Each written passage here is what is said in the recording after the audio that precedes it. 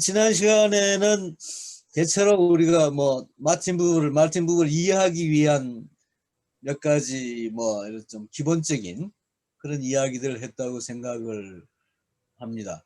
오늘은 이제 제 책의 1장, 뭐 2장까지 갈 수 있을지 모르겠습니다만은 1장을 중심으로 해서 대체로 한 마틴 부부가 한 20살 정도까지 어떻게 살았는가, 뭐 그런 이야기를 좀 하도록 해보겠습니다.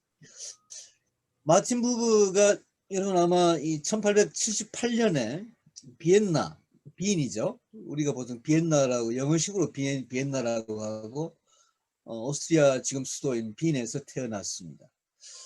근데 그 태어난 집이 뭐 제가 한번 찾아봤는 잘 그 이 빈은 워낙 뭐 유명한 사람들이 많아서 그런지 이 마틴 부부의 집을 찾기가 어려워서 지금까지 확인을 못했습니다.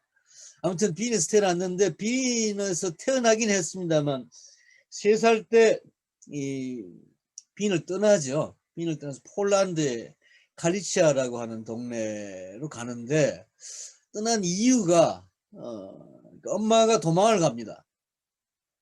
그러니까 이 마틴 부부가 사실은 어릴 때부터 굉장히 좀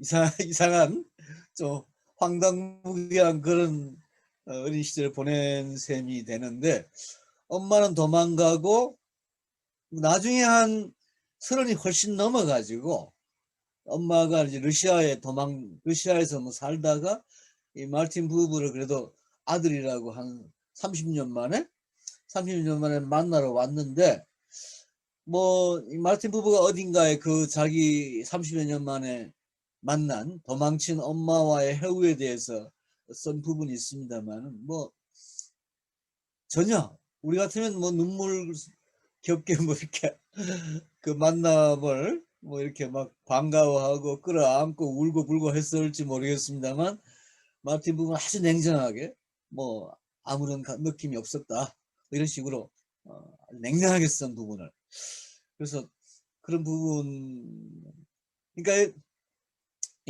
우리가 계속 이야기를 하겠습니다만 이 마틴 부부라는 사람이 이 사적인 일, 개인적인 일을 거의 책에 쓰지 않습니다. 그리고 책에 쓰지 않을 뿐 아니라 개인적인 그런 어떤 뭐 우리가 보통 말하는 수필이나 신변 잡담 같은 뭐 이런 보통 뭐 그런 뭐 좀 그 정도의 학자 같으면은 자기가 뭐 어떻게 살았고 뭐 이런 개인적인 이야기, 삶에 대한 이야기를 하잖아요.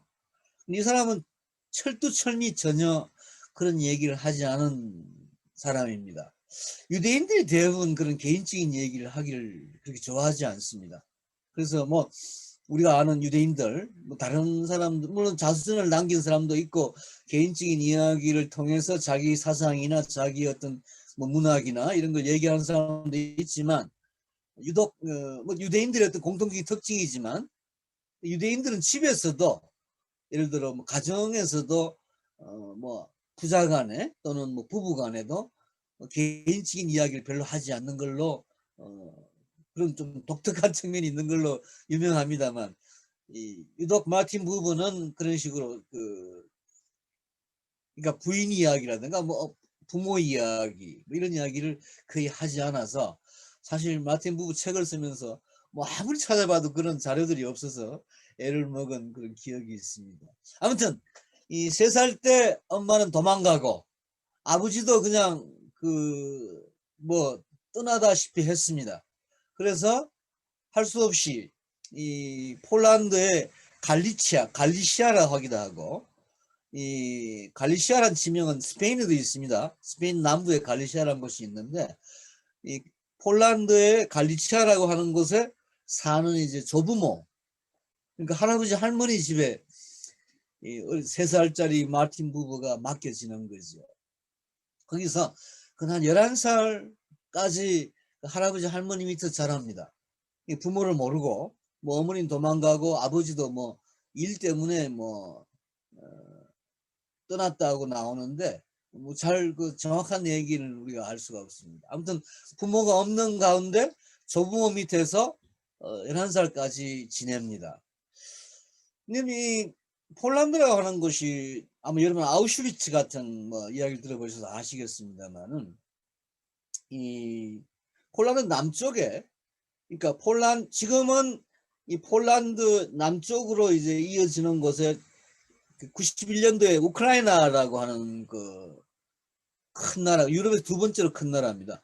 그 독립을 했죠. 그러니까 옛날 러시아 소련 땅이었다가 그 갈리시아라고 하는 곳에 이 드보프 그러니까 리보프라고 하죠. 리보프 그러니까 이름이 그 폴란드 쪽 이런 쪽에 가면 지명이 아주 부르기가 여러 가지 부름으로 폴란드 말 무슨 뭐 유대 말 이디시어 뭐 또 러시아 이런 식으로 부르는 호칭이 여러 가지이기 때문에 여러분들이 아마 인터넷 같은 데 찾아보시니까 보시면 리보프 또는 뭐 리비우 뭐 이렇게 이름이 좀 여러 가지 지명이 뭐 관계 없습니다만 아무튼 그 지역에 이제 그 사는 조부모 밑에서 어린 시절을 보내게 되는데 그 리보프라고 하는 것이 지금은 폴란드 땅이 아니라 우크라이나 땅입니다. 그러니까 그 지역이 일대가 대단히 좀 그 역사도 복잡하고 여러분 아마 뭘 말씀드리면 좋을까요? 혹시 그 러시아 소설가 고골이라고도 합니다만은 타라스 브리바라고 하는 소설을 혹시 읽어보신 적이 있는지 혹시 영화를 대장 브리바라고 하는 율 브린드가 나오는 영화 옛날 영화인데 보신 적 예, 기억 그럼 나십니까? 봤죠. 예. 네, 지금 이성 선생님처럼 이렇게 율 브린드가 대장 브리바로 나오는 그죠? 그 영화를 보신 적이 그 브리바 대장 브리바 예, 대장 타라스 브리바 소설가는 타라스 브리바라고 하는데 그 브리바의 살았던 동네가 갈리시아입니다. 그러니까 대단히 그 뭐라고 할까요? 이 그러니까 이 북유럽 북동유럽이죠. 지금 뭐 벨라루스라든가 이 최근에 독립한 그런 그 발틱 해안 쪽에 있는 나라들 중에 하나인데 여러분 아마 최근에 무슨 체첸이라든가 그죠? 이런 얘기를 들어보셨을 체첸 공화국 이 러시아하고 막 충돌이 있었죠. 독립하는 과정에서. 그다음 또 어떤 이야기 코사크족, 뭐 고요한 동강 뭐 이런 이야기가 이제 있는 곳이 우크라이나 지방인데 그 우크라이나 지방이 바로 이 마르틴 부버가 11살까지는 조부 밑에서 11살 때였을 때 아버지가 이제 돌아옵니다. 아버지가 새로 결혼을 해가지고 새엄마와 같이 돌아와서 18살 때까지 무려 18살 때에 다시 빈으로 와서 자기가 태어났던 빈으로 오기 전까지 무려 15, 16년을 이 폴란드에서 살아요. 갈리시아라고 하는 곳에. 저는 여러분들 어떻습니까? 저는 이 10대를 보낸 그러니까 13살부터 18살 때까지 살았던 이 갈리시아라고 하는 동네의 그 풍토가 이 마르틴 부버의 삶, 생각 뭐 이런 데 대단히 영향을 많이 끼쳤다고 저는 생각을 하는 사람이라서 조금 더 소개를 할까 하는데 저 같은 경우에는 이제 이 폴란드를 여러분 아마 크라쿠프라고 하는 폴란드가 원래 바르샤바가 수도지만 그 밑에 크라쿠프라고 하는 두 번째 수도가 있습니다. 수도가 두 번째 옛날 수도이긴 하지만 그쪽에서 쭉 올라가면서 이 루마니아에서 이쪽으로 해가 쭉 한번 이 마르틴 부버가 살았던 갈리시아 지방을 한번 여행을 한 적이 있는데요. 진짜 대평원입니다. 엄청난 평원이에요. 뭐 여러분 아마 뭐 우리는 지평선이란 말 그냥 뭐 사전에 나오는 말로 알지 지평선이라는 걸 보기가 그렇게 쉽지가 않잖아요. 그렇지 않습니까? 전라도에 가면은 그래도 뭐 이 지평선 같은 게 있긴 있는 것 같은데 뭐 제가 사는 경상도 같은 곳은 뭐 완전히 뭐 사방이 산으로 막혀 있는 동네에 지평선이라는 것이 없는데 폴란드, 러시아, 우크라이나 이런 쪽에 가면은 그야말로 끝없는 지평선이 펼쳐지는 완전히 농업지대죠.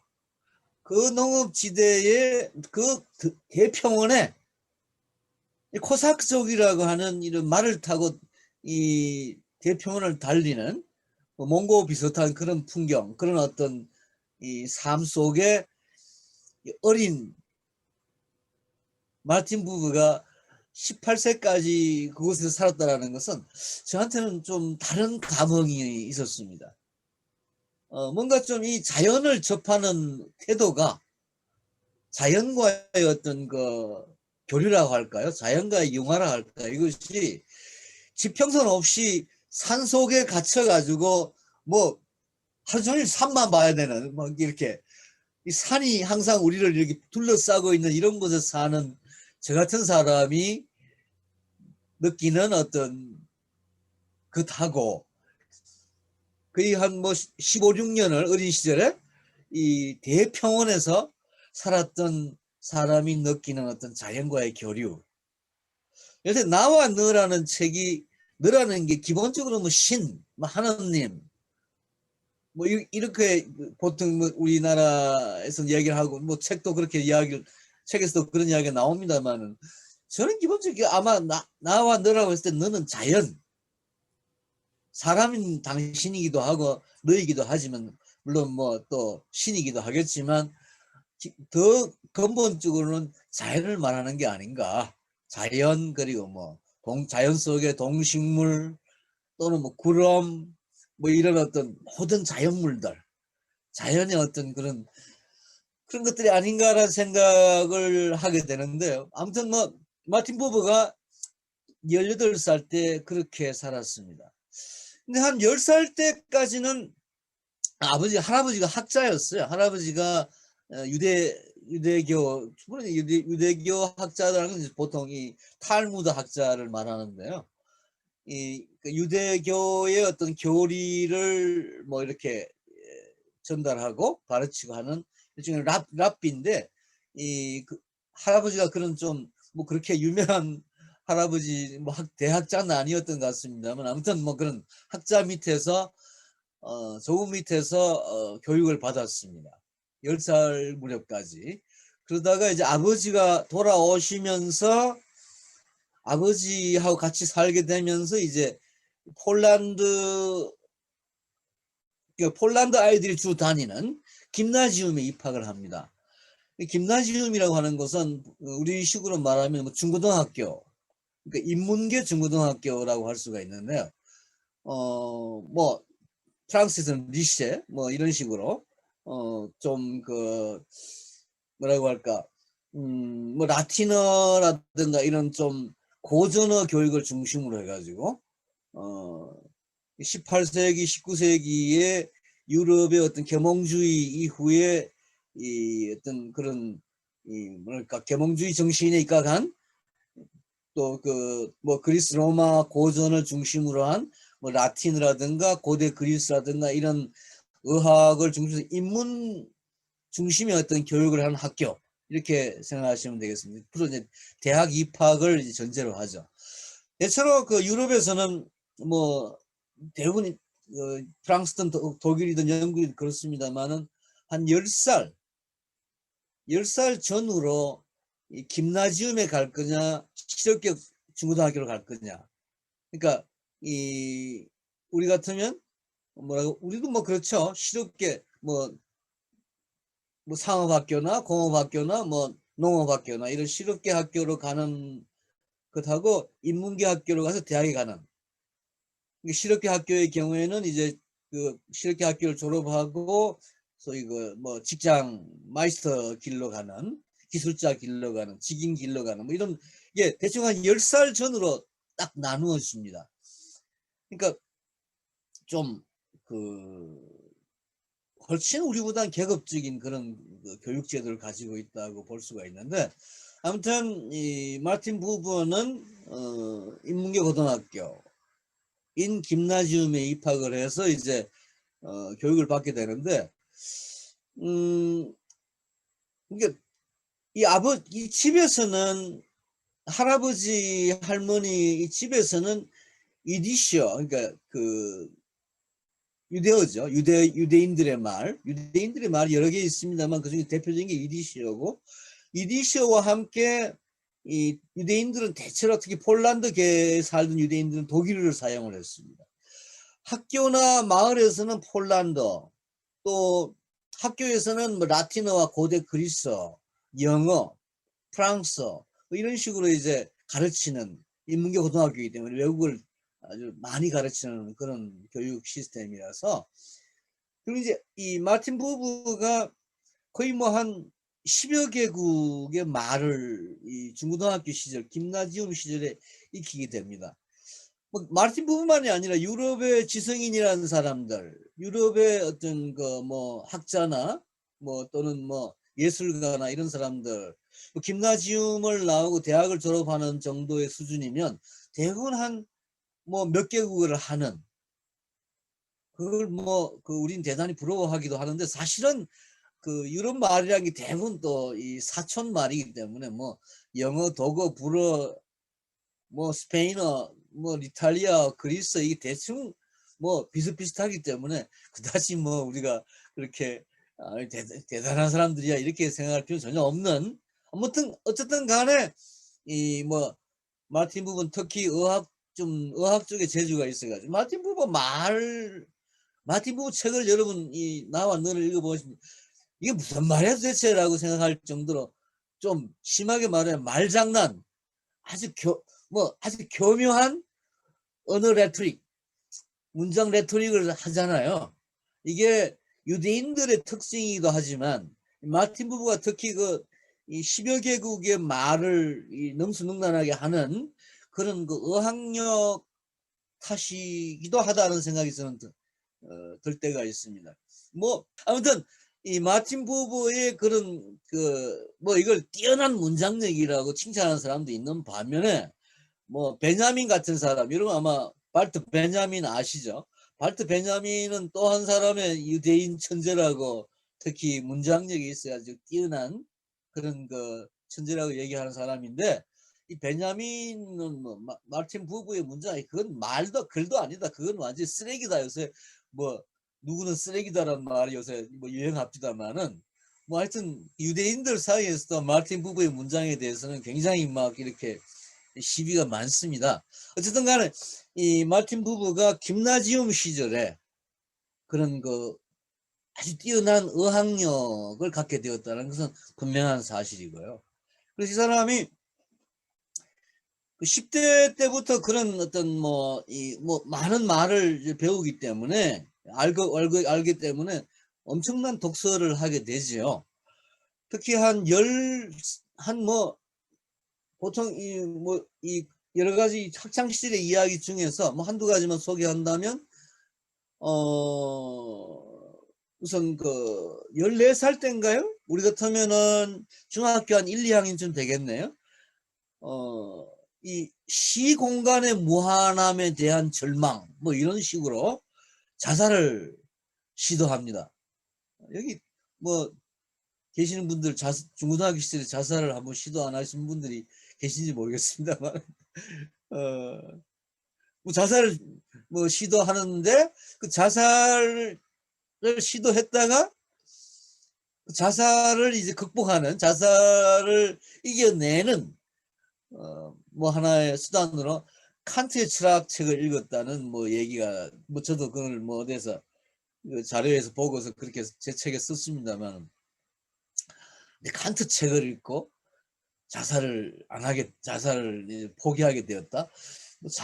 전 잘 이해를 못 하겠는데, 뭐 아무튼 뭐 그런 식으로 이제 철학, 그 당시만 하더라도 여러분, 이 칸트는 18세기 후반의 사람임에도 불구하고 지금은 뭐 칸트가 뭐 독일 철학의 가장 뭐 위대한 그 학자라고 우리가 알고 있으면 우리나라에서 뭐 칸트 학회도 있고 우리나라에 칸트 전집도 나오고 있는 판인데, 그때만 하더라도 김나지움의 인문교육에서 칸트는 가르치지 않았습니다. 그러니까 뭐 19세기 마틴 부부가 다녔을 때만 하더라도, 김나지움 다녔을 때만 하더라도 현대 철학이었던 거죠. 그 칸트 철학은. 그때 이 김나지움에서 가르친 철학이라고 하는 것은 플라톤, 아리스토텔레스, 소크라테스 뭐 정도. 그러니까 고대 그리스 로마 철학 정도가 유일한 철학으로 가르쳐졌을 정도니까 뭐 계몽주의 철학은 조금 가르쳤다는 이야기, 뭐 니체의 전기를 봐도 그렇고 뭐 이렇게 나옵니다만은, 아무튼 칸트를 학교에서 가르치지 않은 칸트를 읽고, 뭐 할아버지 서재에서 읽었는지 아니면 스스로 찾아서 읽었는지 모르겠습니다만은, 그 당시로서는 대단히 어떤 그 현대 철학이었던, 모던한 철학이었던 그런 칸트를 읽고, 또 칸트와 함께 이제 니체를 읽고, 그래서 이 김나지움 시절에 이 칸트와 니체를 읽었다라는, 이제 니체 뭐 칸트와 니체가 사실은 뭐 나중에는 이 마틴 부버 칸트도 비판하고 니체도 비판을 합니다만은, 어떤 면에서는 이 나와 너를 비롯해서 이 마틴 부버의 철학에 이 두 사람의 어떤 사상이 녹아서 있지 않나라는 생각을 합니다. 아무튼 그런 정도로 이제 이 부모와의 관계가 뭐 조부모, 조부모 이렇게 해서 김나지움 시절을 이제 겪게 되는데, 그 전에 한 가지 제가 말씀드릴 수 있는 게, 9살 때, 아직까지 학교를 다니지 않았던 9살 때에 이 마틴 부버가 특이한 그런 어떤 자연과의 교류, 특히 말을 이렇게 쓰다듬으면서 말과의 교류를 했다라고 하는 뭐 이런 이야기가 나옵니다. 이 부코비나라고 하는, 여러분 아마 그러니까 이 마틴 부버가 살았던 그 우크라이나의 르보프라고 하는 동네가 사실은 이 루마니아하고 대단히 가깝습니다. 루마니아 하면 여러분 뭐 잘 아시겠습니다만, 이 드라큘라가 나오는 그런 곳 아니겠습니까? 대단히 전설이 많고 이 뭐 한 그런, 하여튼 뭐 지금 아마 이 우리가 뭐 유럽 여행을 뭐 요새는 코로나 때문에 못 합니다만, 전 뭐 이 코로나 이전만 하더라도 뭐 매년 여름 방학이나 겨울 방학 때 뭐 이 유럽 돌아다니기를 좋아했었습니다. 그 뭐 유럽, 뭐 처음에는 뭐 독일이나 프랑스나 뭐 영국이나 이런 좀 선진 유럽 쪽을 뭐 다녔었는데, 별로 그게 저한테 맞지도 않고 감흥이 잘 오지도 않아서, 이 주로 이 남부의 뭐 이탈리아나 스페인 또는 동유럽 뭐 이런 쪽을 다니니까 훨씬 저 마음에 그 와 닿더라고요. 특히 이제 이 루마니아 같은 곳, 이런 쪽을 이제 이 루마니아나 이 불가리아나 이런 쪽을 다닐 때는 굉장히 뭔가 좀 이 마음이 좀 편안해지고, 물가가 싸서 그런지 모르겠어요. 뭐 별로 여행에 부담이 없어 그런지 몰라도, 그때 이제 부코비나라고 하는 이 마틴 부버가 말을 만지면서 말과의 어떤 그 대화를 했다는 그런 그 동네를 가본 적이 있는데, 엄청 시골입니다. 그런, 그러니까 이 대자연 속에 특히 시골의 흔적이 지금까지도 남아 있는, 유럽에 여러분 뭐 우리가 유럽이라고 하면 대단히 선진적인 곳이라고 생각하지만, 이 우크라이나나 이 불가리아나 루마니아나 이런 쪽은요, 옛날 우리 한 5, 60년대 그야말로 이 뭡니까? 이 마차, 뭐 이 달구지가 다니고, 뭐 소나 뭐 양이나 염소나 뭐 이런 것들이 길거리에 그냥 지멋대로 그냥 돌아다니는 판이기 때문에, 뭐 아직까지 농업이 주기 때문에, 농촌이기 때문에 훨씬 마치 그 옛날 우리가 왜 중국이 문을 열고 처음 우리가 왜 이 연변을 가봤을 때, 그죠? 백두산이나 이쪽에 가봤을 때 다들 그런 생각을 했잖아요. 아, 한 뭐 5, 60년대 한국 같다. 그런 느낌을 받은 분들이 아마 계시리라고 생각이 되는데, 이 우크라이나나 루마니아 같은 것도 마찬가지로 그런 지금도 그렇게 남아있는 유럽의 그야말로 시골이라고 할 수 있는 그런 곳인데, 그런 곳에서 이제 말과 뭐 말만이 아니었겠죠. 말과 이게 접하면서 이 그런 그 뭐랄까요, 뭐 이런 그 교류를 하는 이런 경험들이, 이런 그 뭐 동식물과의 경험, 이 조부모가 살았던 곳에서 이 뭐 야채나 이런 채소 같은 것도 가꾸는 경험, 이런 걸 통해서 자연과의 교류가 나와 너를 이렇게 책을 쓰는데 대단히 중요한 기본 경험이 아니었을까라는 생각을 해봅니다. 아무튼 이 김나지움 시절에 18살까지의 이 마틴 부부는 대단히 그 좀 모범생 같은 그런 느낌을 줍니다. 뭐 그런 이야기들이 있고, 뭐 좀 이 그 15살 때인가요? 뭐 김나지움에서 일종의 뭐 학예회 연극을 하다가 뭐 친구들하고 같이 뭐 좀 이렇게 그 연극의 내용이 좀 문제가 되어서 친구들이 학교를 퇴학당하는 뭐 이런 사건이 벌어졌을 때, 학교 당국에서는 이 모범생인 마틴 부부를 불러가지고 뭐 좀 이렇게 고자질을 하도록 뭔가 그 이렇게 좀 그 사주를 했던가 봐요. 뭐 그럴 수가 있죠.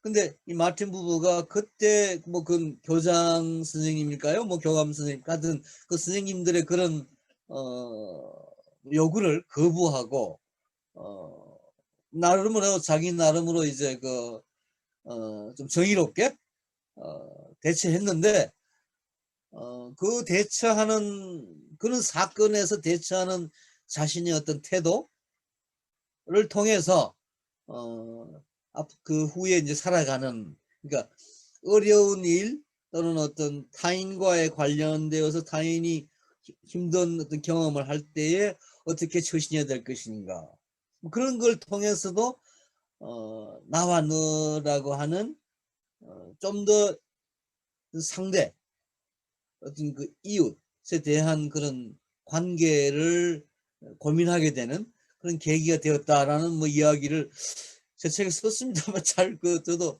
그게 어느 정도의 경험이고 또 어떤 의미를 갖는지를 자신 있게 말씀드리지 못하겠습니다. 아무튼 그런 경험들이 몇 가지 이 사람의 그 청춘 시절에 좀 남아 있습니다. 뭐 14살 때 자살을 했다는 이야기, 뭐 이런 것 등등이 남아 있는데, 아무튼 이 18살 때 다시 이제 빈으로 돌아옵니다. 대학에 입학을 하기 위해서. 그 당시 유럽에서는 사실 그 지금은 뭐 빈이라고 하는 곳이 뭐 오스트리아도 대단히 작은 나라죠. 지금의 오스트리아는. 그러나 그 당시만 하더라도 오스트리아 헝가리 제국 이라고 해서 거의 동유럽을 다 석권하고 있는 대제국의 수도가 빈이었습니다. 그래서 빈 대학이라고 하는 것이 뭐 우리나라 사람들은 뭐 미국의 하버드나 뭐 유럽의 뭐 프랑스의 솔본이나 뭐 영국의 옥스퍼드나 캠브리지 정도 대학의 이름을 말이죠. 뭐 또 독일 같으면 하이델베리 정도를 아주 잘 알고 있지만은, 사실은 19세기까지만 하더라도 19세기 후반 이 마틴 부버 시절만 하더라도 빈이 유럽의 중심이었고, 특히 문화의 중심이었고 교육의 중심이었고, 빈 대학이 최대의 대학이었습니다. 뭐 마틴 부버는 그 빈에서 태어나기도 했지만 또 유대인들에게 제일 이 좀 뭐라고 할까요? 호의적이었다고 할까? 유대인들이 원래부터 많았고 유대인들이 많이 모여 살았고 또 유대인들에 대한 차별이 그다지 심하지 않았던, 뭐 특별하게 빈 사람들이 뭐 그랬다기보다도 그 당시 거대한 제국의 수도였기 때문에, 사실 빈이라고 하는 것은 뭐 유대인만이 아니라 유럽 각 민족들이 뭐 서유럽이든 동유럽이든 북유럽이든 많은 민족들이 섞여 있는 그런 다민족 수도였습니다. 그래서 이 빈에 와서 빈 대학에 입학을 하는데, 근데 이 빈 대학이라고 하는 곳을 아마 마틴 부부는 그다지 뭔가 그 매력을 느끼지 못했던 것 같아요. 그 당시 빈 대학이라고 하는 것이 뭐 여러분 아시겠습니다만은 뭐 사실 프로이트 같은 사람, 뭐 지금은 프로이트가 빈 대학 출신으로 빈 대학 의과대학을 졸업을 하고 이제 빈 대학의 교수가 되기 위해서 아주 20-30년 노력을 합니다만은 결국 빈 대학에 들어가질 못하지. 나중에 뭐 강사 비슷하게 이제 뭐 강의는 하게 됩니다만은 대단히 좀 그 보수적인 그런 그 학풍이 지배를 했고, 뭐 우리가 빈 대학 출신들이 사실 뭐 나중에는 대단히 좀 20세기에 아주 혁신적인 그런 전위적인 학문을 그 만들어냅니다만, 뭐 비트겐슈타인이라든가 뭐 많이 있죠. 뭐 예술 쪽에도 뭐 구스타프 클림트도 있고, 무슨 뭐 음악 쪽에 무슨 말러도 있고, 아무튼 19세기 말 20세기 초엽에 이 빈이라고 하는 곳에서 이루어지는 어떤 문화 현상 뭐 빈 르네상스라고 부를 정도로 엄청난 그런 이게 이루어지지만, 그게 빈 대학 중심이 아니고 빈 대학에서는 대단히 좀 이렇게 뭐랄까 소외된 그런 사람들이 중심이 되었다고 할 수가 있습니다. 단적으로 구스타프 클림트가 벌써 그 당시만 하더라도 대단히 유명한 화가가 되었는데요. 구스타프 클림트에게 이제 빈 대학 측이 빈 대학에 거대한 강당을 지으면서 그 강당 천장화를 구스타프 클림트에게 이제 그려달라고 부탁을 합니다. 구스타프 클림트가 그 강당의 네 기퉁이에다가 그 당시 대학을 상징하는 4대 학문이 신학, 철학, 의학, 법학이었거든요. 이 네 개 학문을 상징하는 그림들을 그려요.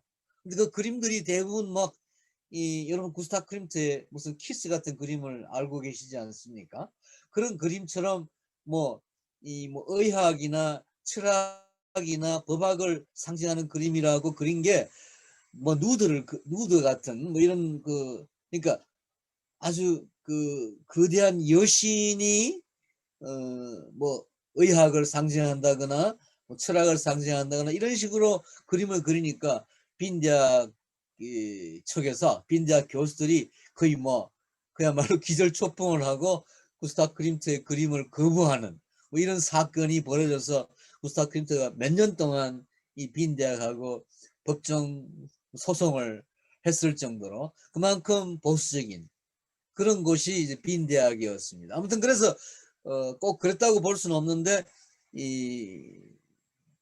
말하자면 그 당시에 그런 보수성 때문에 마틴 부버가 빈대학에 정을 붙이지 못하고 라이프치 독일에 있는 라이프치히와 베를린 그리고 스위스의 쭈리히 대학을 주로 뭐 여러분 우리나라 대학하고 달라서 유럽의 대학이라고 하는 것은 뭐 학생이 한 학기 단위로 뭐 이번 학기에는 뭐 쭈리히의 스위스의 쭈리히 대학에서 다음 학기에는 뭐 하이델베르에서 그 다음 학기에는 뭐 베를린 대학에서 이런 식으로 여행하듯이 돌아다니면서 공부를 할 수 있는 그걸 다 뭐 학점으로 인정을 받고 나중에 졸업을 할 수 있는 뭐 그런 제도이기 때문에 여러 대학을 다니면서 공부를 하게 됩니다. 빈 대학을 입학을 했는데 별로 재미를 못 느끼고 뭐 라이프치히나 이 쭈리히 대학 결국 이제 거기를 갔다가 이제 베를린 대학까지 오게 됩니다. 결국 베를린 대학에서 학교를 졸업하게 되는데 나중에 박사학위는 또 다시 빈 대학에 논문을 제출해 가지고 받게 됩니다만은 아무튼 20살이 된 시점부터 시작을 해서 한 20살 때부터 시작을 해 가지고 그한 60세까지 한 40년을 독일에서 살아요. 60세가 되어서 이제 이 예루살렘 그러니까 팔레스타인으로 가게 되는 그래서 그 20대부터 시작해서 50대까지 한 40년을 그러니까 1908년에서 40년이 아니라 30년이네, 그죠? 50세까지. 20살 때부터 50세까지. 그러니까 1898년부터 시작해서 1938년까지. 40년 맞네. 미안합니다. 자꾸 헷갈려서. 40년 동안 독일에서 살게 됩니다. 그래서 이 독일에서 사는데, 그 독일에 사는 그러니까 사실 독일 사람이라고 뭐 독일계 유태인이라고 할 수가 있어요. 그 독일에서 한 거의 20대부터 시작해서 50대까지 보내니까, 그죠? 그 독일에서도 이제 한 반반 나눠줍니다. 앞에 한 18년은 베를린에서 살게 되고, 뒤에 한 22년 하면은 이제 헤펜하임이라고 하는 그 하이델베르기 부근에서 살게 되는데, 하이델베르기 대학에서 뭐 직장을 가진 건 아니고 대학하고는 전혀 관계없이 그냥, 그래서 독일에서 한 40년을 살고 나중에 다시 그 예루살렘으로 가게 되는데, 이 1898년 이 사람이 20살 되던 시점에 여러 가지 좀 대학의 한 2, 3학년 시절에 이 마르틴 부버를 둘러싼 여러 가지 유태인 관련해 많은 사건들이 벌어집니다. 지난 시간에 제가 그 전에 이미 1894년에 프랑스에서 드레피스 사건이 생겨났다고 말씀드렸습니다. 이 드레피스라고 하는 프랑스 육군 대위가 독일 간첩이라고 하는 누명을 덮어쓰고 이제 사형 선고를 받고 결국 좀 감형이 되어서 유형을 가는, 그래서 계속 그게 한 20년 걸리죠. 결국 이 사람이 누명이 벗겨지고 하는 과정에서 뭐 유럽이, 프랑스는 물론이고 유럽 전체가 두 쪼가리가 납니다. 우리도 지금 우리나라의 뭐 보수와 진보가 완전히 갈라졌다고 얘기를 하는데, 사실 이런 보수와 진보가 갈라지는 어떤 계기가, 그래서 지금은 우리 경우에는 뭐 부동산 때문입니까? 뭐 때문입니까? 여러 가지 이유가 있겠지만, 이 드레피스 사건이라고 하는 경우는 드레피스 사건으로 인한 이 분단이라고 할까요? 유럽의 어떤 갈라지는 것은 사람들에게 직접적으로 무슨 이해관계가 있었던 건 아닙니다. 그야말로 이념적인, 유대인이라고 하는 그 존재를 두고, 유대인을 두고 이 유대인에 대한 2000년 이상의 어떤 반감으로 인해서 드레피스라고 하는 희생양이 생겼는데, 그 희생양을 어떻게 할 거냐 하는 어떤 그 이념적인 문제를 두고 보수와 진보가 갈라진다는 이야기죠. 뭐 대표적인 소설가 에밀 졸라입니다만, 에밀 졸라가 나는 고발한다라는 글로 드레피스 사건을 이제 이 양심을 건드리는, 유럽의 양심을 건드리는 이런 걸 계기로 해서 유럽의 지성계가 유럽 일반 사람들도 많이 드레피스파와 반드레피스파로 이제 갈라지는, 화가들도 갈라지고 음악가들도 갈라지고 철학자들 많은 사람들이 이제 이 등을 지게 되는 이런 사건이 벌어지는데, 그런 어떤 이념적인 사건을 계기로 해서 시민이라고 하는, 그러니까 어떤 이 공공의 공적인 일에 대해서 함께 사고하고 행동하는 개체로서의 시민, 시티즌이라고 하는 개념이 생기고, 그러한 시민들로 이루어지는 하나의 어떤 집단을 사회라고 부르게 되었다. 19세기 후반에 거기서 사회학이라고 하는 학문이 생겨났다. 이런 얘기를 아마 지난 시간에 제가 말씀드렸던 것 같습니다. 이런 입장에서 본다면 우리나라는 아직 사회가 있느냐 없느냐, 한국은 사회가 있는 것이냐 없는 것이냐, 어떤 자기의 이해관계와 무관하게 어떤 이념적인 문제, 드레피스라고 하는 어떤 무고한 누명을 쓴 유대인을 구출해야 되느냐, 그 사람을 구해야 되느냐 말아야 되느냐라고 하는 그런 어떤 이념적인 문제로 사람들이 토론을 하고 이념적으로 어떤 서로 갈라지는 서로가 의견을 달리하는 그러한 시민들의 형성이 우리 사회에 그런 어떤 그런 시민들이 우리 사회에 존재하느냐. 아까 김민환 선생님이 지난 시간에 제가 공이체 말을 했다고 해서 문제 제기라고 하셨는데, 오늘은 제가 우리 대한민국의 사회가 존재하느냐, 시민이 존재하느냐, 자기와 부동산이니 뭐니 뭐 하는 이런 문제가 아니고 순수한 이념적인 문제로, 인권 문제로, 순수한 어떤 가치 문제로 시민들이 서로 의견을 달리하면서 끊임없이 토론하고 하는 그런 어떤 하나의 모임, 하나의 어떤 집단 현상이 존재하느냐. 그러니까 우리는 여러분 보통 우리가 혈연지연 학연하지 않습니까? 그런 혈연지연 학연으로 형성되는 하나의 조직은 이건 공동체죠. 그야말로 게마인샤프트죠. 그리고 또 하나 무슨 이해관계로 이루어지는 회사나 학교나 군대나 뭐 정부나 이런 거는 게젤샤프트죠. 하나의 조직사회죠. 하나의 어떤 공동사회가 있고 조직사회가 있는데 그 두 사회와 별도로 하나의 어떤 가치, 이념을 둘러싸고 서로가 토론하고 생각을 나눌 수 있는 사회라는 게 존재하느냐.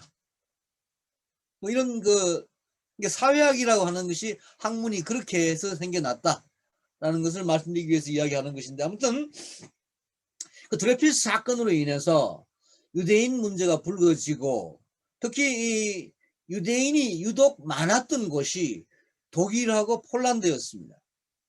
아까 이 마틴 부버가 비엔에서 태어나서 이 러시아의 갈치아에서 자랐다고 말씀을 드렸는데, 그 류보프라고 하는 도시가 유독 폴란드에서도 유대인들이 많은 도시. 유대인들이 좀 집중적으로 이렇게 모여 사는 동네가 있습니다. 비인도 마찬가지 그런 동네. 사실 비인만 하더라도 그렇게 그 유대인들의 분포가 높진 않았습니다. 독일에 비해서는. 독일은 거의 인구의 한 1% 정도가 유대인이었는데, 여러분 그게 뭐 어느 정도 숫자냐 하면 그 당시 독일의 전체 인구가 한 뭐 4, 5천만쯤 되는 그런 상태에서 이 1%니까 한 뭐 100만도 채 안 되었죠. 그렇죠. 근데 그런 유대인들이 사실은 이 마틴 부버처럼 이 대학에 진학하는 대학 진학률은 일반 독일인보다 훨씬 높았습니다. 그래서 유대인들이 독일에서 인구 분포는 1%밖에 되지 않았지만은 어떤 그 지식인으로서 특히 대학의 어떤 뭐 교수나 뭐 지성 뭐 언론 쪽이나 뭐 예술 쪽에 이런 쪽에 차지하는 어떤 지성인이라고 할 수 있는 그런 부분을 차지하는 비율은 대단히 높았던 거죠. 한 3, 4%까지. 뭐 대학 교수는 1910년대, 20년대 와가지고 이제 대학 교수직이 늘어납니다만은 19세기 말까지만 하더라도 아직까지 마틴 부버가 대학을 다닐 때만 하더라도 대학생은 많았지만 유대인들 교육열이 워낙 높으니까. 근데 그런 유대인들의 교육열이 높고 모여 살고 또 유대교를 믿고 하는 그런 현상들이 마찬가지로 뭐 수전노도 있고 여러 가지 또 기독교와 또 상충되는 그런 어떤 요인도 있으면서 이런 것들이 여러 가지로 반유대인 정서라는 걸 이제 만들어내는 19세기 말에, 그전에도 반유대인 정서라고 하는 것은 2000년 동안 존재했지만 특히 이제 이 19세기 말엽 20세기 초에 와가지고 그것이 유독 부각이 되는 뭐 이런 현상들이 생겨나면서 유대인들 자신들도 이제 새롭게 자기 자신을 되돌아보는, 그래서 시오니즘이라고 하는, 이게 1898년에 이제 시오니즘이라고 하는 게 생겨납니다. 이게 시온이라고 하는 게 여러분 뭐 아시지 않습니까? 이게 예루살렘에 있는 조그마한 언덕인데 거기에 뭐 이 솔로몬 왕의 무슨 뭐 뭐 성계라나요? 뭐 성궤, 그러니까 뭐 솔로몬 왕의 무슨 뭐가 있다나요? 뭐 그런 언덕인데 그 언덕 이름이 시온입니다. 그 시온을 찾자라고 하는 게 시오니즘이죠. 뭐 헤르첼, 뭐 모제스 헤스 이런 사람들이 그런 걸 주장하는데 이 드레피스 사건에 직접 그 취재 활동을 했던 이 헤르츠라고 하는 유대인 그 기자가 여기 이제 유대 국가라는 것을 이제 책을 쓰면서 유대인들이 하나의 새로운 국가를 만들어 가지고 새로운 국가를 건설하자 뭐 이런 주장을 이제 합니다. 처음에는 여러분 예루살렘 이 팔레스타인 쪽으로 가자는 이야기를 하지 않고 헤르젤의 생각으로는 아프리카 우간다를 생각을 했습니다. 여러분 우간다 아시죠? 지금도 뭐 대단히 그 아프리카에서도 이 독재 국가로 유명한 그런 나라가 우간다인데 사실 우간다가 우리는 아프리카를 뭐 아프리카 엄청 넓지 않습니까? 그죠?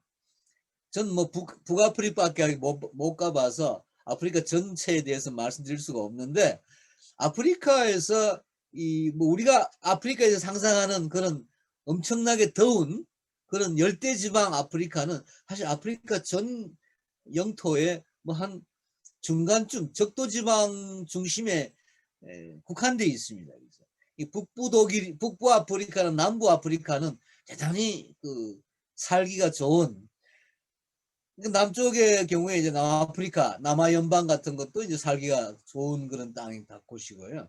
북쪽에 있는 뭐 알제리나 이집트나 뭐 모로코나 이런 쪽은 말할 것도 없고 그보다 좀 더 밑에 있는 지역인 우간다도 사실 굉장히 좀 이 지대가 높아서 고원지대라서 살기가 좋은 그런 곳이었습니다. 거기에 헤르첼은 유대 국가를 건설하자 이렇게 주장을 했었습니다. 아마 우간다에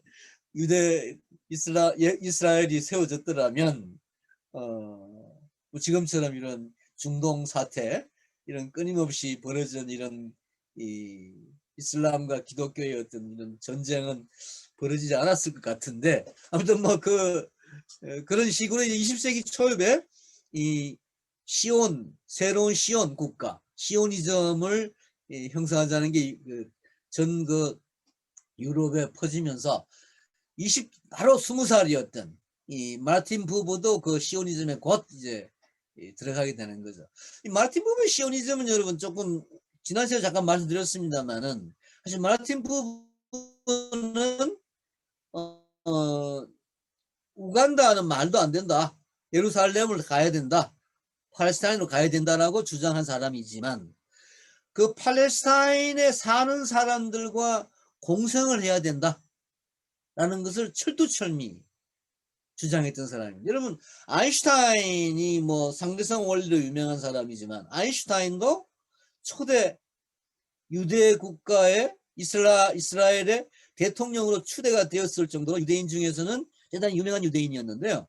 이 아인슈타인도 생각은 마찬가지였습니다.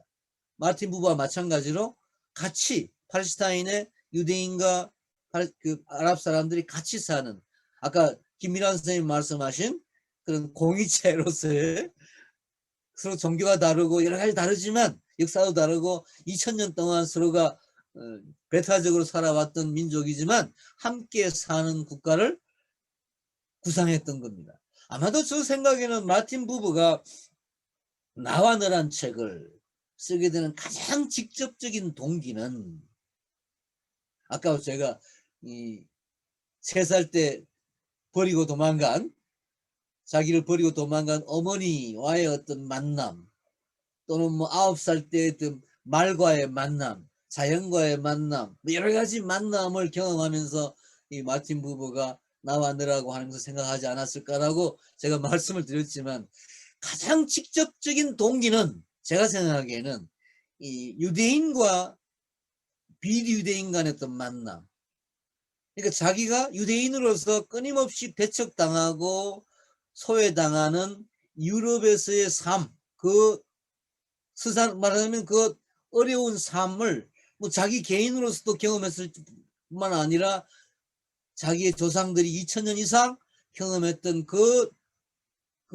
그야말로 아주 안타깝고 아프고 슬펐던 그 디아스포라의 삶을, 이산의 삶을 다른 사람들과의 어떤 그런 그 어떤 배척이나 소외나 배제나 이런 것 속에서 살아가면서 다른 사람들과의 어떤 만남을 추구한, 열망한 그런 탓에서 나온 게 아닐까라고 저는 생각을 해요. 사실 유대인들은 여러분, 나폴레옹이 그러니까 유럽을 석권하는 과정, 나폴레옹 전쟁을 이루는 과정 속에서 유대인들이 해방이 됩니다. 사실 그 전에만 하더라도 유대인들은 뭐 특정한 지역, 그걸 우리 보통 게토라 그러죠. 대부분 빈민굴이었습니다. 특정한, 그러니까 뭐 런던이든 파리든 뭐 베를린이든 간에 특정한 지역에 갇혀 살았고, 뭐 일부러 그걸 뭐 이렇게 감옥처럼 갖춘 건 아닙니다만 특정한 지역에 뭐 일종의 유대인 타운을 형성해서 만들어서 거기 살았던 것이죠. 그리고 특정한 직업에만 국한되었습니다. 실제로 뭐 공무원이나 뭐 어떤 그런 일반적인 그 보통 유럽인들이 일반적으로 추구하는 그런 출세 같은 걸 할 수도 없었고, 특정한 직업, 뭐 교수나 뭐 언론인이나 뭐 종교도 그냥 유대 종교에만 국한이 되었고, 뭐 그런 식으로 이제 이 지역적으로 또는 뭐 사회적으로 뭐 언어적으로 모든 면에서 이 소외되고 배타화되는 그런 삶을 살았던 게 유대인들이었거든요. 그 유대인들의 그런 어떤 삶 속에서, 2000대 삶 속에서 대충 18세기, 19세기 오게 되면 두 가지 종류의 유대인들이 생겨납니다. 하나는 서양사회, 그러니까 자기가 살고 있는 어떤 지역사회에 철두철미 동화해야 된다고 주장하는 유대인들. 주로 서유럽 쪽에, 프랑스나 독일이나 영국 쪽에, 이탈리아나 스페인 쪽에 이런 유대인들이 많이 생겨났습니다. 그래서 서양 사람들하고 경쟁을 해서 이겨야 된다. 서양 사람들 못지않게 백인, 그러니까 말하는 비유대인 못지않게 훌륭한 교육을 받고 교양을 쌓고 어떤 예의와 뭐 이런 부와 이런 어떤 조건들을 모두 다 갖추어서 서양 사람들이 우리를 존경하도록 유대인으로서 하나도 꿀림이 없이 서양 그런 어떤 그 비유대인들하고 같이 어깨를 나란히 하는 그런 소위 동화의 길을 간 사람들, 소위 서유럽 사람들이고, 반면에 이 동유럽 사람들은 철두철미 유대 사회를 형성을 해서 유대 공동체 속에서 전통 유대교를 지키고 전통 유대의 어떤 모든 가치나 이런 뭐 의식주나 이런 걸 다 문화나 이런 걸 철두철미 고수하는, 절대 동화하지 않는 이런 길을 가는 주로 동유럽 쪽이죠. 폴란드가 대표적입니다. 폴란드나 뭐 체코슬로바키아나 이런 동유럽 쪽 유대인들은 이쪽 그 공동체의 길을 갔습니다. 여러분, 마틴 부부는 3살 때부터 16살 때까지는 그런 공동체 유대인의 길. 그래서 이게 하시디즘이에요. 폴란드에서 18세기에 생겨나는 하시디즘이라고 하는 공동체주의의 길을, 말하자면 마틴 부부는 자기가 10대에 경험을 했고 그 15년 동안 그 경험이 하시디즘이라는 그 경험이 사실상 나와 너를 쓰기 전까지 마틴 부부의 중요한 저작 세계였죠. 그날 10년 동안 마틴 부부의 박사학위 논문을 비롯해서 마틴 부부가 거의 뭐 나와 너라는 책을 쓰기 전에 많이 언둔 생활을 하면서 쓴 어떤 연구한 것이 이 하시디즘 이야기입니다. 바로 유럽의 유대인 전통을 지키는 유대 공동체. 그런데 이 유대 공동체를 고수하는 것만으로, 그 가치를 추구하는 것만으로 마틴 부부가 만족할 수는 없습니다. 왜냐하면 그 공동체 내부에서는 나름의 어떤 이 소위 만민 평등주의라 그럴까요? 하시디즘은 사실상 그런 거거든요. 어떤 대단히 어떤 사회주의적인, 어떤 의미에서는 공산주의 뭐 거의 유일하게 현실화된 공산주의라고 평가하는 사람도 있을 정도로 사실상 키부츠의 전신 같은 거죠. 키부츠가 독립한 이스라엘에서 어떤 협동조합, 공산주의적 협동조합으로 운영이 되었던 것처럼 그 전체, 그 전신의 어떤 그 전제가 되는 일종의 공동체 생활을 한 것이 하시즘이라고 이야기할 수가 있습니다. 동유럽에서 생겨난 거죠. 그런데 18세 이후에 독일에서 그 40년을 살면서 이 마르틴 부부를 비롯해서 이른바 독일에 동화될 수밖에 없었던 독일 사회의 어떤 그런 가치나 이런 것하고 같이 섞일 수밖에 없었던 또 하나의 어떤 그 유대인들의 어떤 길, 동화의 길, 그 동화의 길을 걸어야 됐던 사람들, 이런 사람들은 마르틴 부부처럼 뭐 칸트나 뭐 지난 시간에 이야기했던 칸트나 무슨 뭐 니체나 또는 뭐 이 유럽의 전통적인 비유럽 비유대적인 어떤 그런 철학이나 사상이나 예술 같은 것들을 유대인들이 아닌 사람들보다도 그런 사람들 훨씬 더 높은 수준으로 달성을 해야만 저 사람들과 경쟁할 수 있다라고 하는 그런 의식에서 철두철미 교양을 쌓고 그야말로 교양인입니다. 여러분 사실 그한 18세기, 19세기, 20세기에 유럽 지성사, 유럽 사상사, 유럽 철학사, 유럽 문학사, 유럽 음악사, 유럽 미술사 뭐 이런 유럽의 어떤 유럽 문화라고 하는 것은 거의 제가 숫자는 정확하게 말씀드릴 수가 없습니다만 한 반 정도가 유대인이라 해도 과언이 아닐 것 같아요. 여러분 제가 뭐 아시지 않습니까? 예, 근데 현대 유럽을 만든 게 여러분 마르크스와 그죠? 프로이트와 아인슈타인입니다. 그죠? 세 사람입니다. 현대 유럽을 만든 사람이, 현대 유럽 사상을 만든 사람이, 모더니즘이라는 걸 만든 창시자가 세 사람이라고 한다면 자연과학의 아인슈타인, 그리고 이런 일종의 말하는 정신, 인간의 내면에 관한 프로이트, 그리고 사회에 관한 마르크스. 이 세 사람인데 이 세 사람도 유대인들입니다. 어디 그뿐입니까? 수없이 많죠. 뭐 철학에 아까 잠깐 언급했으면 비트겐슈타인, 뭐 마틴 부버, 뭐 문학만 하더라도 여러분 뭐 프란츠 카프카, 뭐 유대인들이 얼마나 많습니까? 화가만 하더라도 모딜리아니, 뭐 샤임 수틴, 뭐, 뭐, 뭐 이루 말할 수 없이 많죠. 무슨 뭐 베냐민도 있지요, 하나 아렌트도 있지요, 뭐 거의 뭐 우리가 현대 사상이나 현대 예술, 현대 문화를 얘기할 때에 유대인 빼고는 말을 할 수가 없습니다. 근데 그 유대인들이 다 이 마틴 부부처럼 그런 교육을 겪어와요.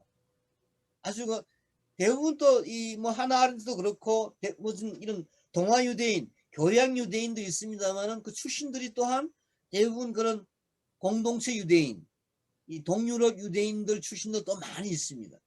근데 그게 이 두 가지 유대의 길이 유대인들의 어떤 이 삶의 길이 만나는 거예요. 결국 만날 수밖에 없는 거죠. 마틴 부부가 그걸 잘 체현을 해요.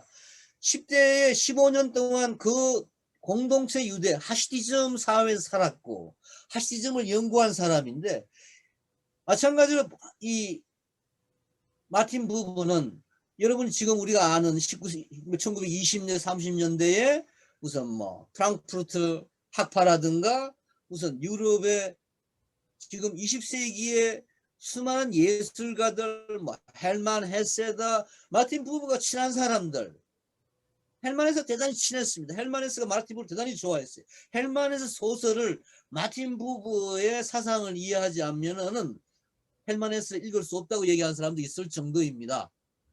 이 독일의 그 당시에 무슨 토마스만 뭐 수많은 호프만슈탈 뭐 하여튼 이 유럽의 이 대학 시절에 마르틴 부부가 그런 사람을 대충 만납니다. 그러니까 그런 교양인으로서의 동화 유대인의 길, 이를 이 마틴 부부가 대학 이후에 베를린에서 40년, 독일에서 40년을 살면서 수많은 마틴 부부가 굉장히 많은 마틴 부부는 여러분 제가 보건대 철학자들하고는 별로 친하지 않아 종교인들하고는 주로 소설가, 예술가, 화가, 음악가, 문학가 이런 사람들하고 친했습니다. 그러니까 마틴 부부의 그런 어떤 폭넓은 세계, 마틴 부부가 이 같이 뭐 편지를 교환하고 마틴 부부의 사상을 이렇게 서로 연관 짓는 경우에 그 사람이 영향을 준 사람들, 여러분 무슨 뭐 이 소유자 존재론을 쓴 무슨 에리 프롬 같은 사람들 절대적으로 마틴 부부의 영향을 받죠. 에리 프롬이 프랑크푸르트 대학을 다닐 때에 마틴 부부의 강의를 듣고 마틴 부부가 프랑크푸르트 대학 교수는 아니었습니다만은 학생 단체에 와가지고 강연한 것을 듣고 마틴 부부 그 에리 프롬이 자기 사상을 형성했다고 얘기를 합니다. 무슨 뭐 프란츠 카프카도 마찬가지죠.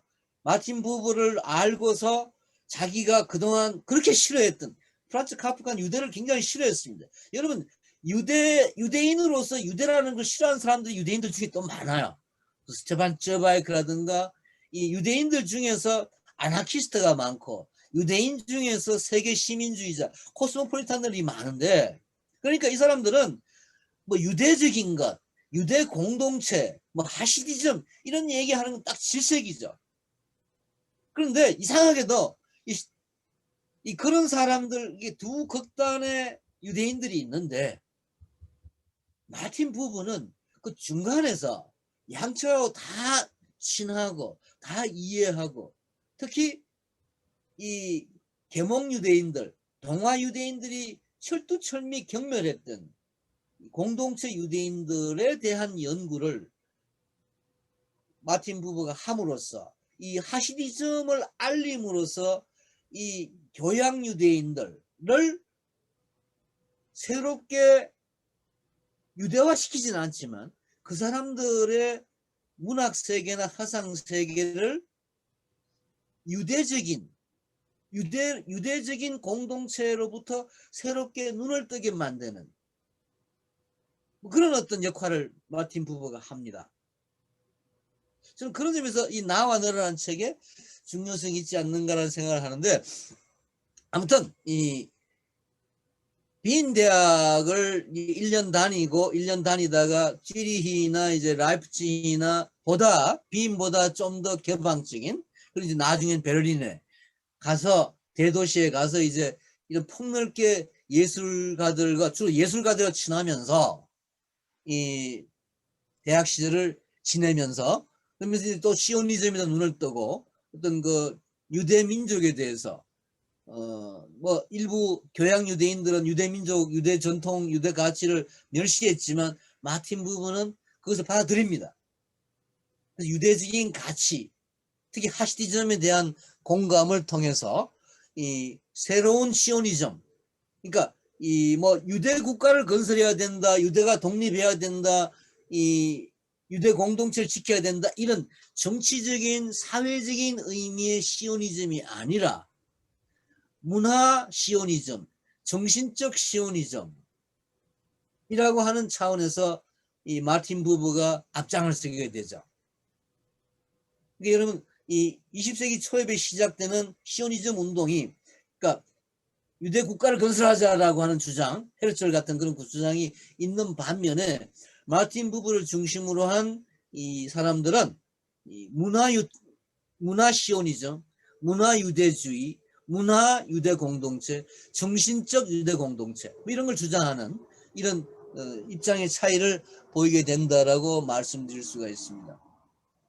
그래서 그런 어떤 20세기 초엽의 마틴 부부의 입장하고 그 당시 영국으로부터의 어떤 독립, 식민지 독립을 정치적인 독립만이 아니라 정신적인 독립, 문화적인 독립, 문명적인 독립으로 새롭게 어떤 독립 노선을 주장했던 마트마 간디하고 이 마틴 부부의 길이 노선이 지향점이 비슷하다라고 평가하는 학자들도 있습니다. 사실은 이 두 사람이 굉장히 친합니다. 친하다는 표현은 아니에요. 만난 적도 없으니까. 근데 이 마틴 부부도 간디를 대단히 좋아했고 간디도 마틴 부부를 좋아했습니다. 서로가 이제 교류가 뭐 직접적인 교류는 없었지만 서로가 알고 있었죠. 나중에 이제 뭐 이 나치 치하에서 유대인들이 그 고생을 할 때 뭐 압박을 당할 때에 마하트마 간디가 유대인들에게 무장하세요.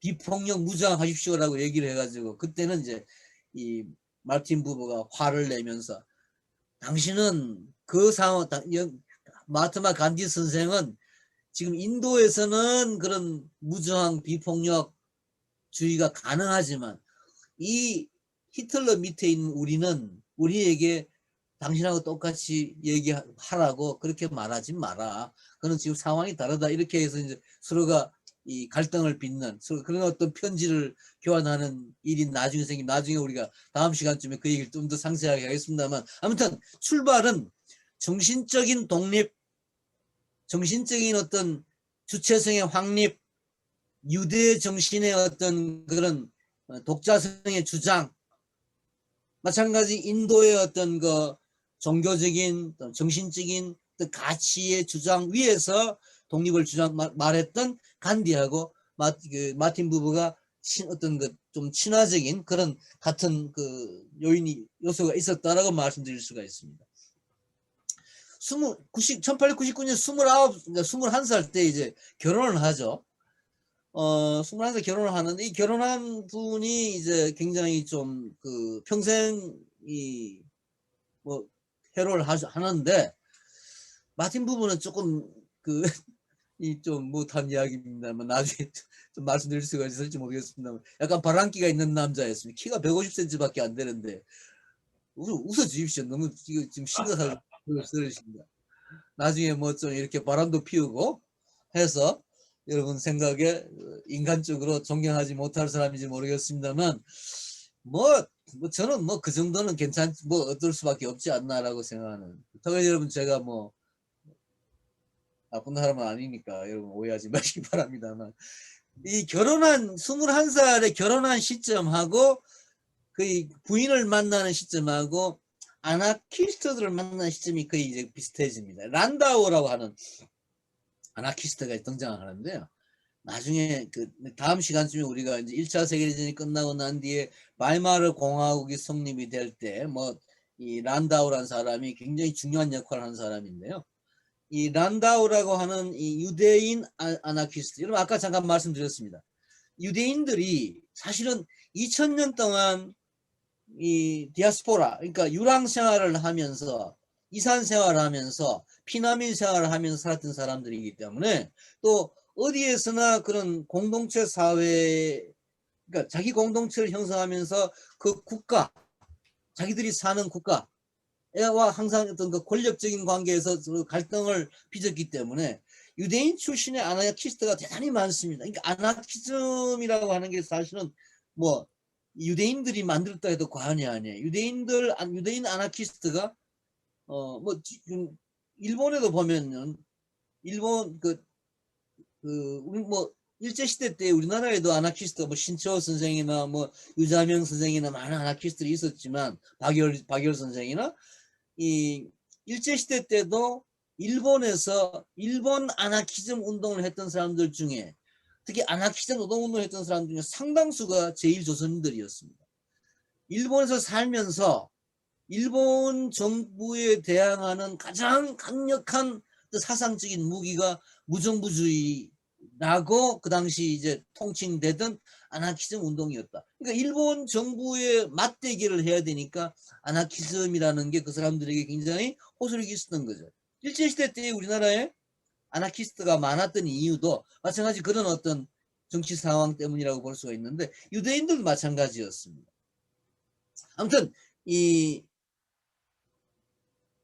마틴 부부는 자기가 죽을 때까지 나 아나키스트야 이렇게 대놓고 얘기는 하지 않습니다. 그러나 이 마틴 부부의 책을 보게 되면 뭐 나와 너란 책에 대해서는 그것이 좀 명명백백하게 나타나진 않습니다만 다른 책들 예컨대 뭐 유토피아의 길이라든가 다른 이런저런 좀 더 사회과학적인 책들을 보게 되면 자신이 동의했던, 자신이 공감했던 그런 유대인들의 사상을 많이 빌려오고, 또 유대인 그 아나키스트에 대해서 많이 얘기를 하는 부분을 우리가 볼 수가 있는데, 아무튼 뭐 그런 식으로 유대인과의 어떤 그 연관이 또 20살 21살 이 무렵에 가장 그야말로 감수성이 가장 막 그 활발할 때였겠죠. 그런 시절에 생겨났다라고 말씀드릴 수가 있습니다.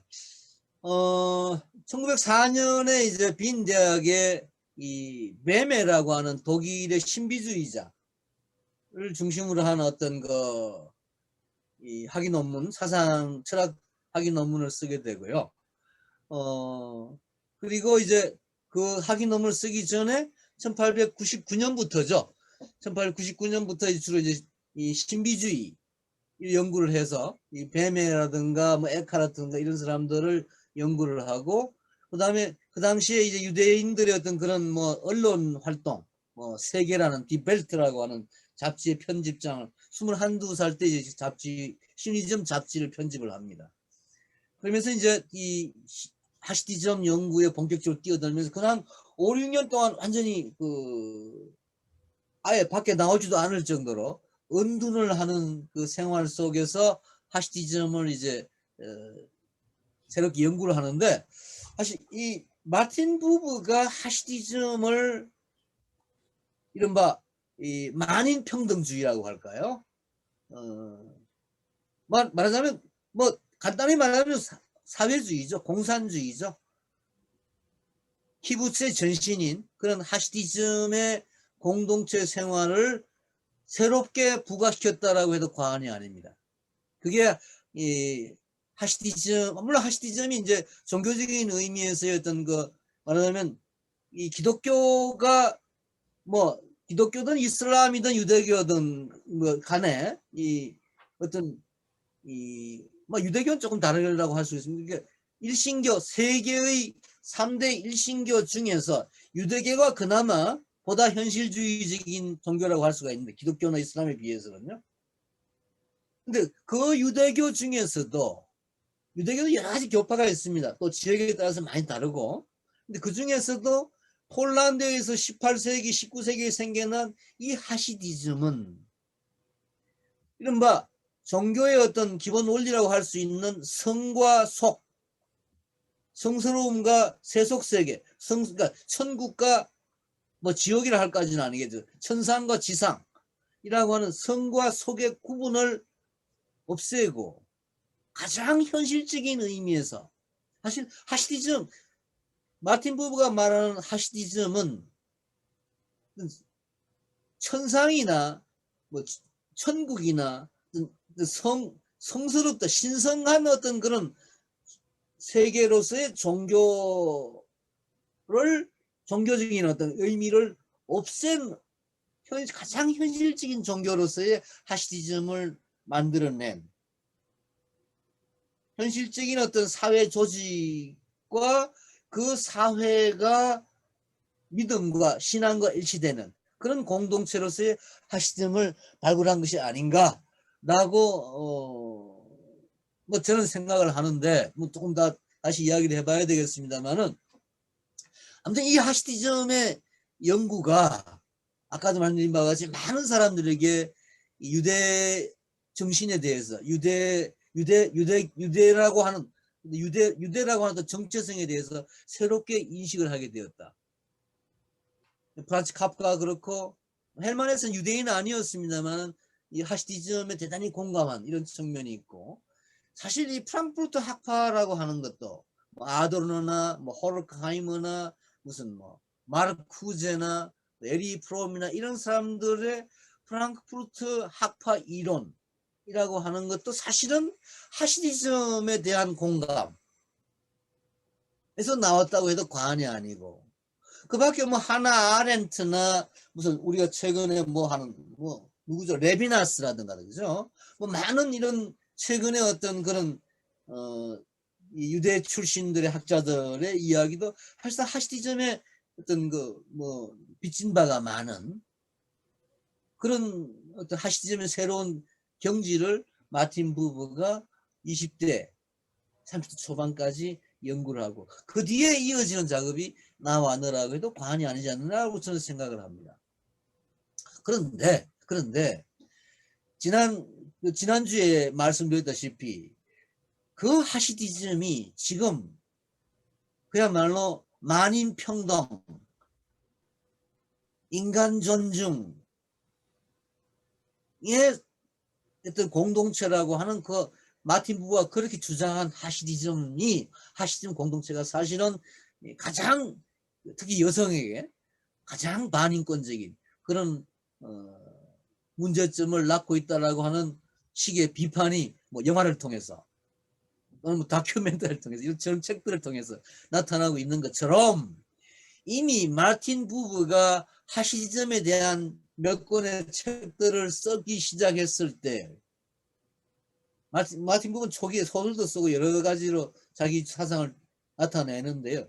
쓰기 시작했을 때 그 하시디즘에 실제로 그 공동체에 살았던 사람들이 마틴 부부의 책을 보고 이 무슨 개소리야. 이런 하시디즘은 없어 세상에.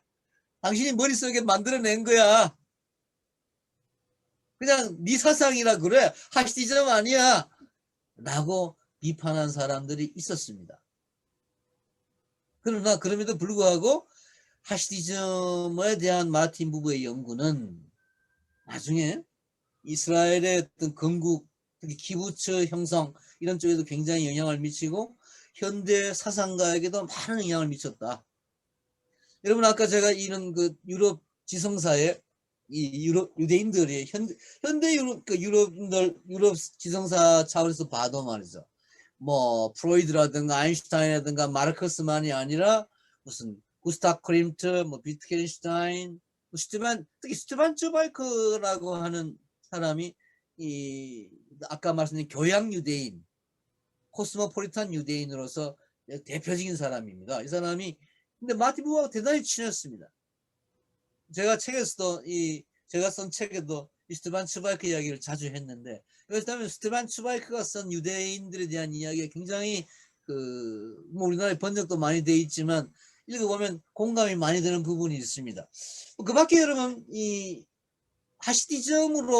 하시디즘에 의해 가지고 현대의 새로운 사회주의, 인간의 얼굴을 한 사회주의라고 하는 그러니까 이 레닌이나 스탈린에 의한 소련 사회주의, 모택동에 의한 무슨 중국 사회주의 이런 현실 사회주의와는 거리를 둔 그런 사회주의, 제3의 사회주의, 인간의 얼굴을 한 사회주의, 휴머니즘적인 사회주의라고 얘기하면 프랑크푸르트 학파가 대표적인 건데 프랑크푸르트 학파만이 아니라 우리가 아는 뭐 젤츠, 루카치라든가 또는 뭐 아놀드 하우즈라든가 이런 철학자들 또는 문예사가들 뭐 이런 또는 에른스트 브로우라든가 희망의 철학을 쓴 이런 사람들이라든가 뭐 장폴 사르트르 같은 사람들도 마찬가지. 장폴 사르트르의 실존주의나 알베르 까뮈의 실존주의라고 하는 것도 사실은 이 마틴 부부의 하시디즘 사상으로부터 그런 공동체 마틴 부부가 새롭게 부각시킨 만민평등사회로서의 자치적인 사회주의적 공동체로서의 하시디즘 이야기에서 힌트를 얻었다.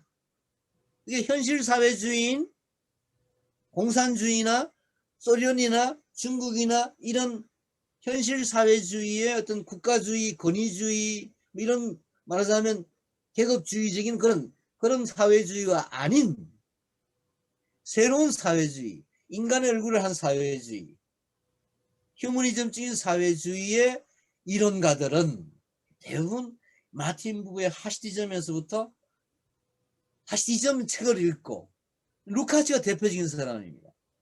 그래서 헝가리의 여러분 아시다시피 새로운 헝가리 사회주의, 헝가리 폭동을 일으킨 그 헝가리 민주주의적 사회주의의 이론적인 토대를 형성했던 뭐 이런 루카치 같은 사람들도 마틴 루의 하시디즘 책을 읽고 이런 사회주의가 가능하구나. 이런 인간의 얼굴을 한 인간주의적인 사회주의를 추구했던 또는 마찬가지로 어떤 자유, 자치, 자연 뭐 이런 새로운 어떤 아나키즘 공동체 사회를 추구했던 그 아나키스트들에게도 하시디즘이라고 하는 건 대단히 중요한 어떤 그 모델로서 그게 현실에 존재한 하시디즘 사회와는 다르다라고 하는 비판이 있지만 지금도 그런 논의가 있지만 여전히 사상으로서의 어떤 하시디즘의 마틴 부부가 만들어낸 그것이 허상일지라도 하나의 어떤 지표로서 많은 사상의 길잡이가 되어 왔다. 라는 이야기를 시간이 너무 지났기 때문에 제가 또 마치고 제 얘기는 마치고 좀 보충할 건 다음 시간에 이야기하도록 하고 혹시 뭐 질문이나 이런 게 있으시면 예. 질문을 많이 해주시기 바랍니다. 제가 질문 좀 하나 선생님 드릴까요? 예.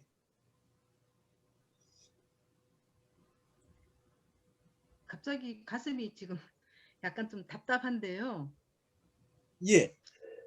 우리가 부부도 그렇고 마르크스도 그렇고 어쨌든 인간이 좀 더 평등하고 평화롭게 살기 위해서 어떤 사상을 만들고 또 그 사상이 정말 좋아서 실천해 보겠다고 러시아 혁명도 일어나고 중국의 마오쩌둥 혁명도 다 일어나고 했는데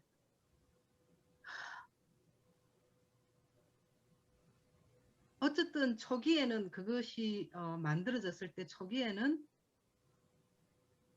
자본주의 사회보다는 훨씬 그 사회가 비록 요즘도 자본주의 사회에서는 그 사회주의가 더 인간다운 사회주의를 다시 건설하는 게 어떤 이런 얘기하면 다 같이 빈곤한 게 결코 뭐 좋은 사회냐 이렇게 이제 공격을 하지 않습니까? 네네.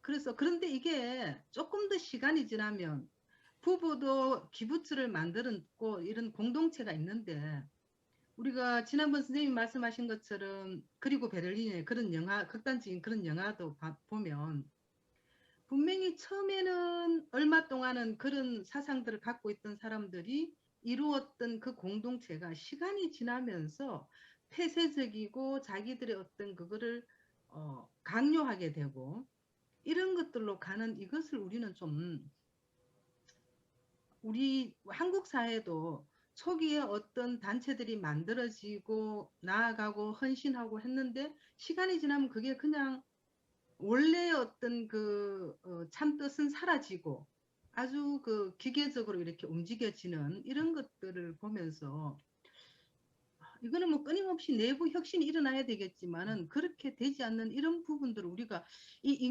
이것을 저는 인간의 어떤 그 꼭 마음의 문제라고는 볼 수 없고 이 시스템적으로 어떻게 쌤 얘기 들으면서 지금 부부가 어떤 하시즘에 대해서 그렇게 했는데 기부주가 지금 점점 약화되고 있고 또 그런 유대교들의 어떤 공동체들이 폐쇄적이고 또 부작용도 일어나고 있고 그 부작용을 또 어떤 반대 집단에서는 극대화시켜서 그것을 나쁜 것으로 매도하고 뭐 이런 게 있는데 우리는 지금 그럼 우리도 여기 대구에 유쾌한 공동체라는 대화라는 단체가 좀 더 지역 안에 정말 유쾌한 우리 처음에 얘기했다시피 유쾌하지 못한 사람들이 모여서 유쾌하게 한번 해보겠다고 하는데 이런 것들로 이렇게 나아가고자 하는데 어떻게 하면 이것이 계속 유지되고 전성되고 할 수 있는 어떻게 해야 될까? 저는 지금 선생님 말씀 들으면서 계속 그 부분이 지금 가슴이 너무 답답하거든요. 예. 전 뭐 평생 답답해 온 사람인데 뭐 이제 답답하시. 제 얘기 듣고 답답하시면 그건 안 된다. 뭐 조금씩 또 노력하면 또 조금씩 뭐 가슴이 이제 요 시간만 맞추면 또 덜 답답해질 겁니다. 그러니까 뭐 영원한 뭐 그런 건 없는 것 같습니다. 뭐 끊임없이 아까 선생님 말씀대로 자기 혁신을 계속하는 수밖에. 그러니까 뭐 사람도 그렇잖아요. 우리가 젊을 때 어떤 그 꿈도 나이가 들면서 뭐 타락하기도 하고 바뀌기도 하고 하듯이 세상도 그렇고 모든 게 다 하나같이 그렇게 다 끊임없이 유지되지는 않는 것 같습니다.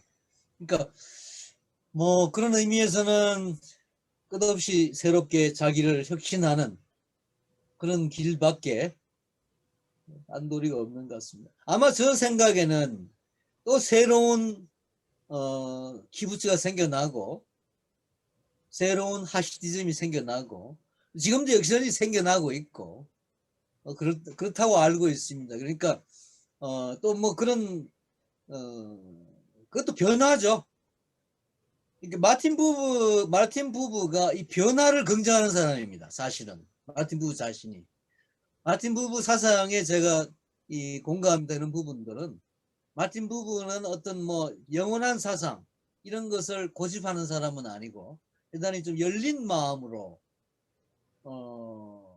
생각을 한 사람이라고 제가 알고 있는데 그런 이야기는 다음 시간에 좀 더 우리가 이제 나와 너의 이 지난주하고 오늘하고 좀 이 주변적인 말하자면 이 풍악 울리는 정도의 이야기라고 생각을 하고 다음 시간부터 나와 너를 쓰게 되는 동기라든가 여러 가지 과정이라든가 나와 너라는 책을 중심으로 해가지고 좀 더 깊게 이야기를 한번 해보도록 하죠. 깊어질지 모르겠습니다만.